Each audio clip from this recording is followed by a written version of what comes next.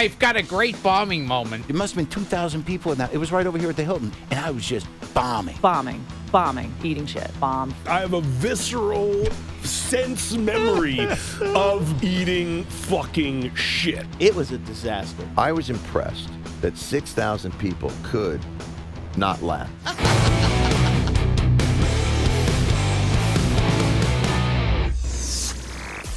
When you open up for a guy like Dice, the audience is obviously there for Dice. And I say this is where stand-ups really learn how to be funny. Because when an audience is there for another comic, it can fuck you up, right? Yes. I mean, it's just brutal because they start screaming Dice. They have, and it was volatile. It was like when you go out and it's a lot of testosterone. It's like, Dice.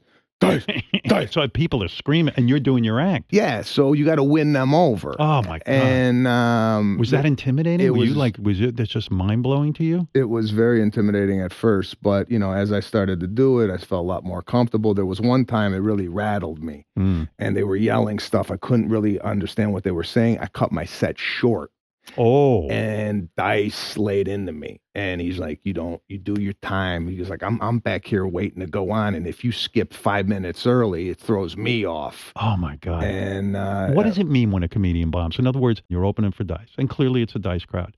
And it's so loud in there, and people are screaming and yelling all hopped up for him. So when you say rattled, did you forget your act? It's a nervousness. It's like an internal heat that comes over you that it's hard to describe. When you're bombing, you feel like you're falling and you're trying to grab onto something and nothing's working. Oh my God. And it's probably one of the worst feelings in the world to say something and nobody laugh. Well, it's got to be rattling, but yet why do you have to go through that? I guess the only way to become a superstar is to be totally comfortable with bombing. Yes, you have. Which is weird. You have to be comfortable with doing that. Was that what Dice was trying to say to you? Like, listen, I don't care about your fucking hang-ups. Go out there. I don't care if you bomb or whatever you do. Yeah. You just stay out there. Just stay out there, do the material, get through it. Could you win them over? I've done that in the past, but this, for whatever the reason, I remember where it was. I think it was at the Silver Legacy Casino in Reno. Yeah, and it was like I couldn't get it going. They were yelling, but it's inaudible. It's coming from the back of the room. You hear that. You just like, what? How many years had you been working at stand-up before you could have said to any comedian, "I totally feel comfortable on stage"? I don't know. Probably about 8-9 years in, you really start to, because you have to go through those moments. You have to go through the Dice Clay moments. You have to go through the moments at the Comedy Store, going up at 1 o'clock in the morning in front of 7 people and trying to get them to laugh. Right. All these little steps, these little bricks on the foundation, and finally, you have a home. How old are you when you go? College. When you tried in stand-up? First time I did stand-up, I want to say 22. No, I was out in L.A. I went to college in Philly, and then I came to L.A. and I did it in L.A. Were you horrible first time? You know what's really weird? The first time I ever went up, I killed, and then I bombed for 3 years after that. A lot of people have that. You get addicted. Right. That's how they fucking hook you. Yeah. You kill your first time. Because probably the guy said, like, it's her first time, guys. It's her first time on stage. So everyone was probably really nice. How'd you know what to do the first time? I didn't. I just told a story about a bad date. Like, I stuck to a story instead of, like, jokes. Because I was like, I don't know how to do jokes yet. So I told, like, a bad date story. Only 7 minutes. Killed. And then I tried to do it again. Bombed for 3 years. Because you tried to replicate what you had done. That's exactly right. And I was being inauthentic. Right. Everyone could see it. That's right. Because I was like, oh, well, this worked last time, so I'm going to do it this time. But that's and then not you get tripped up. What did I say last? What did I say? Oh, and part. I did this thing with my arm, and I did this thing with my face, and I got to bug my eyes out here. I recorded it, and then just did a shitty impression of my shitty set. So like the second time, third time, fourth time, you go up and tell the exact same story. Bombing. Wow. Eating shit. Conan gets invited to the White House Correspondents' Dinner, and he could have just done a monologue, but he calls me and says, I want to do Bill Clinton, because Clinton's the president. It's going to be electric. It'll be funny. It'll be electric. Right. So everybody writes a really funny bit, and then I'm like, wait a minute, man. We're like there, and we can't just make it, cutie jokes. Nice. Yeah. We got to do something that's just a little, and I didn't want to do anything about like his sex life because I thought that'd be disrespectful. Right. His wife is right there, but about his drug use, you know. So I insisted, like, hey, let's do a thing, like, you know, we had some bit where he realizes he's on C-SPAN, so he can confess everything because no one's watching. Right. And there's one place he can be alone. Yeah, exactly. Right. So, you know, first he says, I did inhale, and everybody kills, and we did a series of confessions, but then I was like, let's do this. And it was something about, like, I got high on the roof of the Kremlin with Willie Nelson. And I vaguely remember this. Oh, you did? Yeah, and it tanked, right? Yes. Yeah. The whole room. Well, here's the secret. If you ever do this dinner. We won't be. No, I know you won't. Yeah. So we do this, we take this turn, and everybody told me, Dick Cavett was there and saw Conan after, and he says, Hillary's face. She went from Dr. Jekyll to Mr. Hyde. Oh my God. And it's like, that's what happens. If you can keep the president and the first lady laughing, then the whole room's relaxed. Yeah, and if they're not, they're watching. The whole audience is watching their faces. Does Conan come off the stage and blame you for this, or no? He was cool about it. He was cool about it. He blamed me behind my back. Yeah. Right. I've got a great bombing moment before I forget. I heard about this. You did a corporate comedy bit. Yes, and of course the guy says to me beforehand, he goes, this is a very, you have to work clean here. Okay. And so that's number one. Mm-hmm. And can you do that? Are you capable of that? Yeah, yeah. All right, but, so you're not lying to them when you say, all right, I'll work clean. And then they say you have to, it's also like, say, something like, Christian, you can't do anything. And so I opened up with, like, crucifixion jokes. Oh, my God. Yeah. Why would you do that? I don't know, but this is the ultimate where, like, everyone here would have loved the show because a guy physically came up because I refused to get off stage. Right. Once a guy physically got on stage and pulled me off the stage. When did this happen? How recently? This a couple of months ago. So you're up there doing your act. Is the audience booing you, or what are they doing? They're all like staring at each other, angry. These are Christian. They're like conservatives. complaining, and this guy starts storming towards the stage. And are you dressed up for this gig, or are you just wearing your my usual? And how do they eject you from the stage? In other words, you say he physically grabbed you. Did he grab you by the arm, or does he tackle you? What does he do? How does he? By the arm. And what do you do? Do you say, "Excuse me, what are you doing up here, sir"? I yell out, "You've been a great crowd." Do you? Well, on Bill Gates' last day of work. Bill Gates, the guy who invented basically, he started Microsoft. Yeah. At Microsoft, his last day, I roasted him. Oh, his last day at Microsoft, they say to you, would you come and roast him? Yeah, and I said, "Is this you want a real roast, or this or a light roast, a toast?" Right. No, a roast. It was a disaster. It was an absolute. I mean, he did not. First of all, I insisted that he be on stage with me if I was going to do this because the key to a roast is that the people in the audience see that the he's a good roastee sport. laughing. Yes. Well, unfortunately, the roastie was not laughing. Oh my God! So who misled you? Not even a little bit. Who did you say to? Who said to you that he wants to be roasted? Were you having a direct conversation with him? Well, he did. I mean, no, it wasn't a direct conversation. I mean, he agreed. He knew it wasn't a surprise. Right. Maybe he didn't know what exactly a roast was. Oh my God! Because listen, you got to know yourself. When it's a roast, they say horrible things about you. Right. And they're all basically true. Right. So you gotta just fucking take it. But I don't get roasted because I can't take it. I have a thin skin. Well, neither could Bill Gates. Wow. And at the end of it, he said, "I want to thank the comedian." If Microsoft wants to go into the streaming business, all they have to do is release that. Oh my God, you must have been flipping out. One of my jokes was, what did you say about Bill Gates got a 1580 on the SAT. The only reason he didn't get a perfect score is because one of the questions was, "What does a vagina look like?" That's funny. That's funny. And he's not laughing at that? Oh, no. When you were a young comic, you were like 14 years old when you started, which is amazing in itself. And you were auditioning for something big, right? Just for Laughs Festival. And you're just about to go on. The culmination of all your hard work 14 years old, and then they go, "Excuse me, kid, Jerry Seinfeld just walked in the room, and he's going up before They said you." he's coming. They said, I think Jerry Seinfeld. It was as the comic on me was kind of before, like he had a few minutes left, and they were like, Seinfeld's coming. He might make it. He might not make it till after you. And I was like, oh fuck. Did it throw off your whole game? Oh yeah, it was. Well, also like after Seinfeld, so he got there right before me and went on, and he kills and annihilates like classic.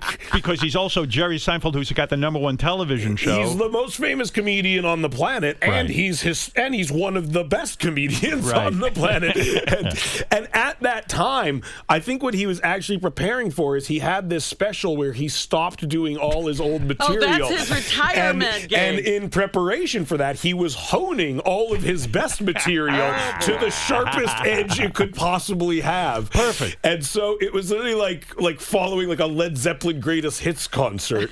And so he just like annihilates. When you do stand-up, there's a letdown. I mean, after a guy like that kills, the laughs are so intense and the excitement is so intense that anyone who comes on afterwards, there's no way to recover. You can't even say to the audience, "Hey, man, I fucking suck, man. This is ridiculous." No, to this day, like I have a visceral sense memory of being on that stage and just like eating fucking shit as hard as you can. Do you think you ate shit, or do you think that's just in your mind? I knew I ate shit, and I think it was my first time performing in America, and I didn't also understand that there were like cultural different. Like in Vancouver, where I'm from, like everyone takes the bus. It's not like you're not a fucking weirdo if you are on the bus. But in Los Angeles in 1995, you are a fucking weirdo if you're on the bus. And so you're doing bus material? So I'm doing bus material, and people in the improv are like, I haven't been on a bus in my life. Like, what the fuck are you talking about? We don't take the bus. And so it was like, I was like, oh my God. And I just remember like, okay, I'm following Seinfeld. I'm 14. No one here's ever been on a fucking bus in their fucking lives. Like, what is happening? And I just remember hearing the bus. Like, I literally, that sound is tattooed in my brain, is the electronic hum off of the speakers. Someone told me you once got heckled so bad a guy threw firecrackers at you on stage, and they didn't even throw the guy out. Is that true? Yeah, I did.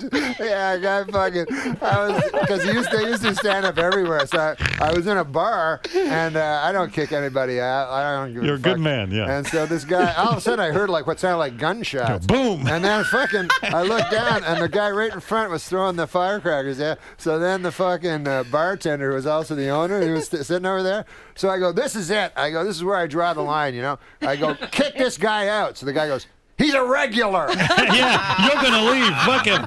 If we're kicking anyone out, it's you.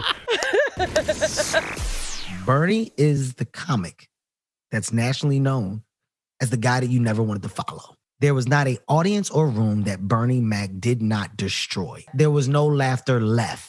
He took everything that a crowd had to give. There is nothing left. So going after Bernie, you may get laughs, but it's not the laughs that we just heard that these people are capable of giving. So the laughs that you get when you go after Bernie, it's kind of discouraging because I just heard y'all make more noise than this. I just heard you guys laugh more than this. I know that you guys can laugh harder than this. And it's like there's only one man that was capable of that. And R.I.P. to the late great Bernie Mac, man. He'll forever be honored on my wall. Would you ever say, I mean, I know you have tremendous spirit and you probably see everything as a challenge, but would you ever say, fuck this? This crowd's dead. I'm not going on after Bernie Mac. Or would you just say, fuck it, I got to go and accept the challenge? Unfortunately, you don't have a choice because those stage opportunities don't come often. You know, they're very far few and in between.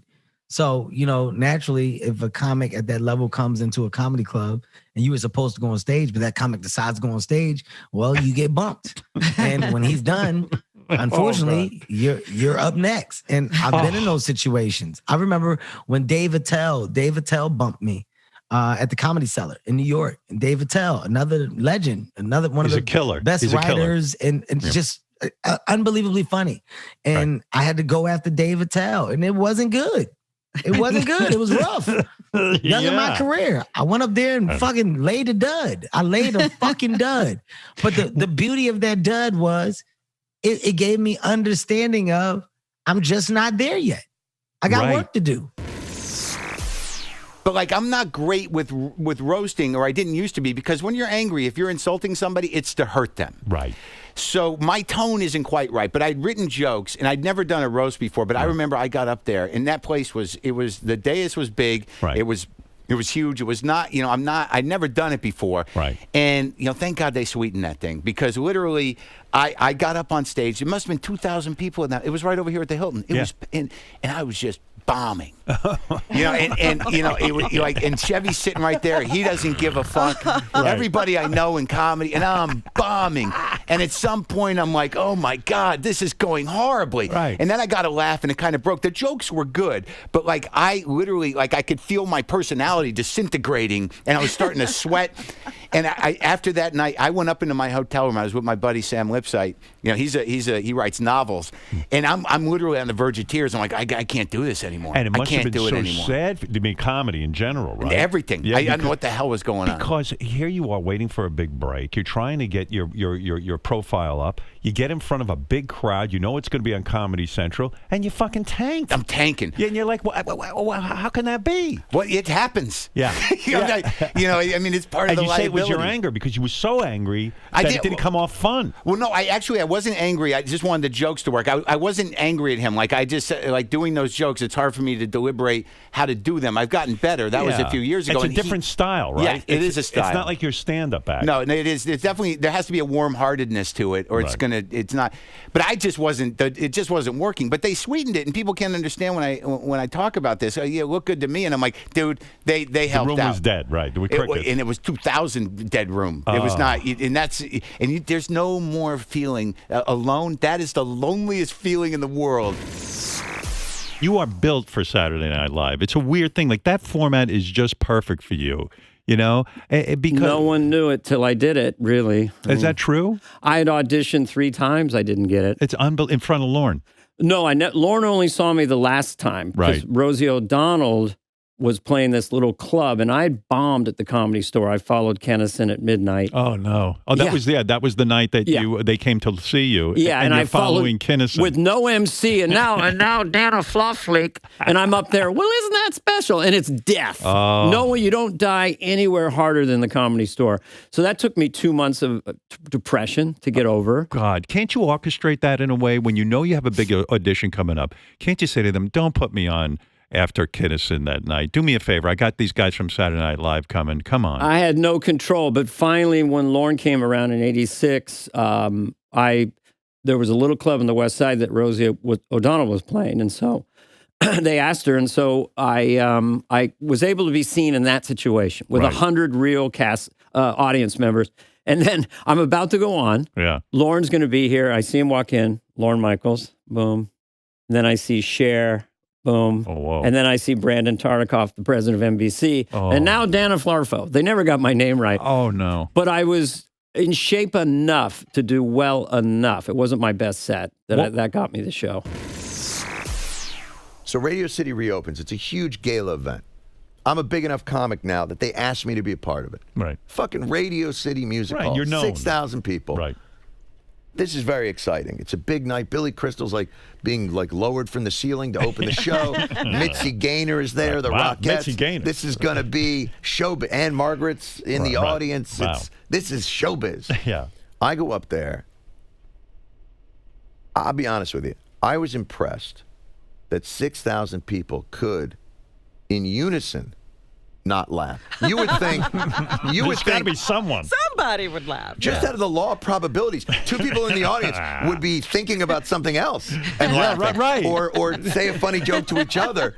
The idea that they were able to, as a group, stay silent for that amount of time. And how was long do you impressive to me. keep that going? Do you cut it short? You keep it going until you're light. You ride that bull. You're not getting off that bull. And it never. The audience never turned around for you. They just. No, stayed they away. still faced me. They wanted me to see that they were not laughing. Here's how bad it was. This was incredible. Yeah. I finished the set. I turned to walk up. You still have that feeling of wow, that was bad. That was really bad. And that's the most amount of people that I've ever been bad in front of. Right. And I turned, and Shirley Jones was there. Who was the Partridge Family mother. Yeah. She's dealt with Danny Bonaducci for 10 years. I turn, I walk off stage, and she's just shaking her head at me. Ooh. And then she opens her arms and hugs me. Oh. That's how bad it was. Oh, my God. It was so bad, Shirley Jones felt she had to cradle me in her arms.